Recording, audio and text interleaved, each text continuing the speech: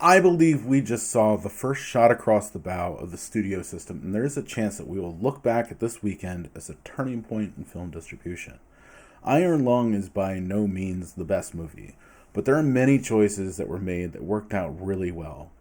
Even though it won't compete for this year's box office title, there is a lot to take note of from its success. And I'll admit up front, I have not been watching or following Markiplier, and I have no knowledge of the game or where you play it or anything. I knew nothing about this movie before I walked in. I hadn't even seen a trailer or a synopsis. I listened to Mark on the Town podcast with Matt Bellany, and I knew I would want to see this and talk about it here. So come with me as we break it all down and wonder where we could go from here. I feel like when I say this, it'll sound bad, but to people who have been on set a lot, they will probably understand where I'm coming from and realize I speak only of vibe and not of substance.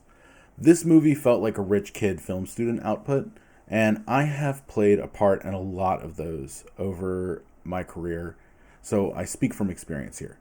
Basically, what happens is a bunch of kids from all over go to film school. Much like the world they come from, different backgrounds and economic stratas, if you're anything other than exceptionally rich, you are cutting corners everywhere, desperately trying to make this thing work. Almost everyone is meal copy credit. Maybe there is one thing that you spend all your money on because you know how important it is to the story. When thousands or tens of thousands of dollars are inconsequential to you, you end up spending lots of it on anything that you think might help. Better equipment, better crew, better actors, paying people money in exchange for their participation. I find that when someone spends a sizable amount of their own money, they begin to treat the movie as something they need to be the final voice on. After all, this wouldn't exist if it wasn't for me and my wealth paying for it. On the other side, the blue collar film student has no choice but to open up the project to everyone they bring in. Because if you aren't paying your DP, you have to listen to them when they have an idea. On a lesser end of the economic scale, you learn a lot about collaboration, how to train your taste. You develop a knack for applying the things that work and discarding the things that don't. Meanwhile, on the upper crust, you often find a fork in the road moving forward. On one side, you may just be a savant and things come natural to you. In this case, everyone in the film just sort of congeals into its own organism that works on its own to create the vision of the unitary executive. On the dark side of the fork, nothing works. The story is weak, the stakes are pointless, and the cast and crew are going through the motions, just slogging through until the end. The vast majority of these rich projects fall into the second scenario, and even in the rare case of the virtuoso, that continues until suddenly it doesn't anymore. The only reason I use the example of film students is not to denote Iron Lung to a known substandard quality, but rather to speak of this movie as a genesis. There are things you do, decisions you make, and ways you approach outcomes that stay with you after the first couple times you do something. To be clear, I can see collaboration in the final project. There is a distinct feeling that something is wrong when you know that the production isn't rowing in the same direction. The recipe here is one scoop each from the poor film student and from the rich film student. There was time and effort below the line to make this work, and it doesn't just happen without a leader up top working closely with the people to bring the vision through. The story, by design, is very confined, with nearly every shot taking place on the same set. Within it, though, I found good, solid work across all the departments on this film. The camera team shot everything they could in that ship, and the film looks really good. Production design, sound, wardrobe, makeup were all great. Even the CGI, while not intending to be cutting edge, worked exactly how the movie needed it to. All that cohesion, and yet it felt from time to time like there wasn't a voice that could Bigfoot Mark, which goes to the theory that there is a spectrum of outcomes when so much relies on one person's insights over everyone. Take the length. This movie is clearly too long. It seems like I heard it from everyone leaving the theater.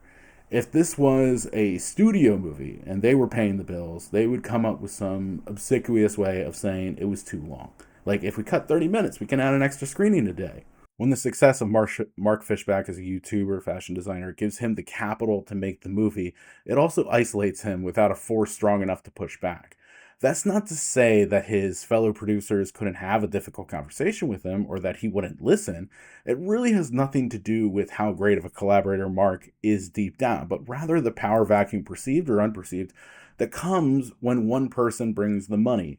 Is executive producer, writer, director, star, and I believe editor too, if I remember correctly.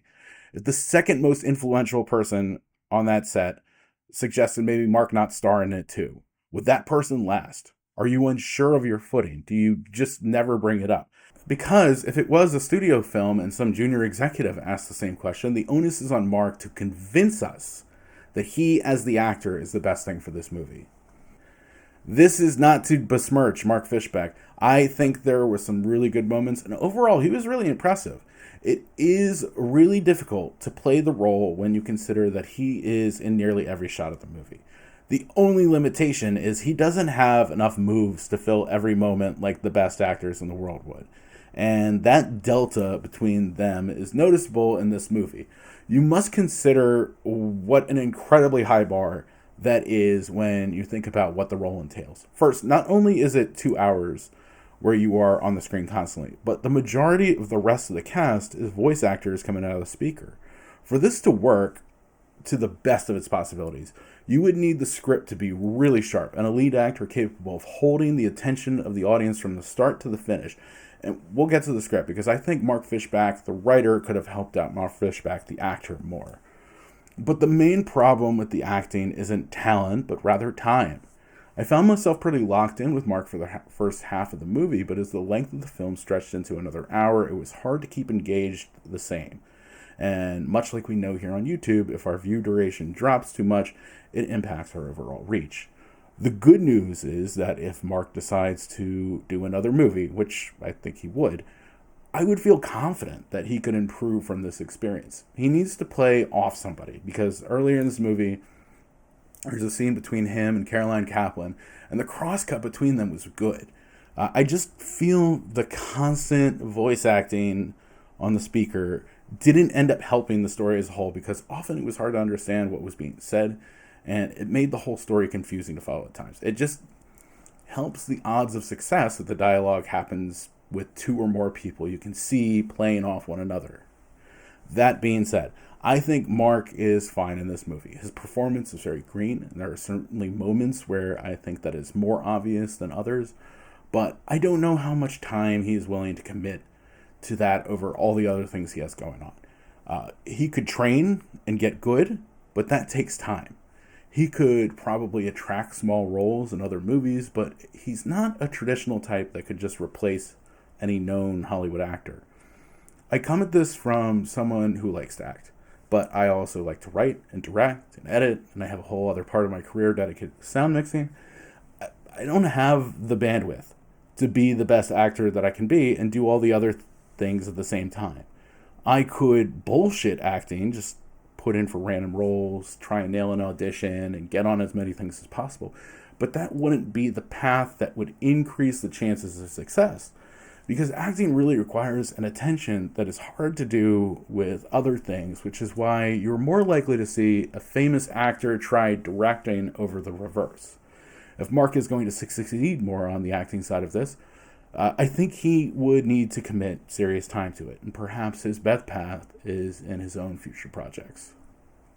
The problem forever and always with a movie like this is the more you lean into certain elements, you need to compensate for it with the script. For instance, if you have a one-location movie, you need to find a way to build the drama more than the exact same movie with multiple locations. Likewise, if you live with one character for the entire story, they need to be fascinating in whatever way the story requires, that they transcend the need for additional players. The two in combination, the script has to be sensational. And the script for Iron Lung is a standard issue indie movie. There are some really awkward lines in it, and for this, it needed to be stronger than that. 2 things come to mind. In both cases, there barely any camera movement either, just to add into the difficulty. In BoJack Horseman, there was an episode, Free Churro, where BoJack is uninterrupted giving this eulogy to his mom. Obviously, the subject matter and the setting internally raised the tension, but the writing is so powerful you can't look away. Then there was the Hurt Man from The Monsters, the Lyle and Eric Menendez story, where Eric is talking to his lawyer, and the whole episode is just one slow push in. Only truly works because the writing is excellent. Those two also had another advantage in that they were TV episodes at 26 and 36 minutes long, and not a 2 hour and 5 minute movie. The most obvious thing about this movie is it is too long. And again, I have no idea what the game is like, but I don't feel like the extra time makes it more clear.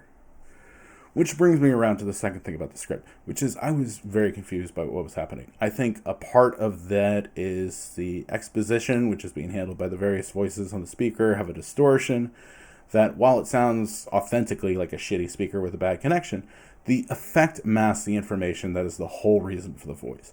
For instance, I wasn't sure what type of vessel Simon was in. I didn't know if it was on Earth or another dimension, and I didn't know if it was, like, when it was in time. Eventually, I pieced it all together, but I shouldn't be unsure of any of this. The first thing I need to know when someone reads a script is, did you understand it? If I didn't do that right, I need to fix that before anything else. It's a shame because I think there's a lot of good in this movie, and I enjoyed my time with it, but the places it falls short could have been fixed with just a little bit more attention. Now that we did the X's and O's, I would like to go back to the point I made at the beginning about this being a change in film distribution.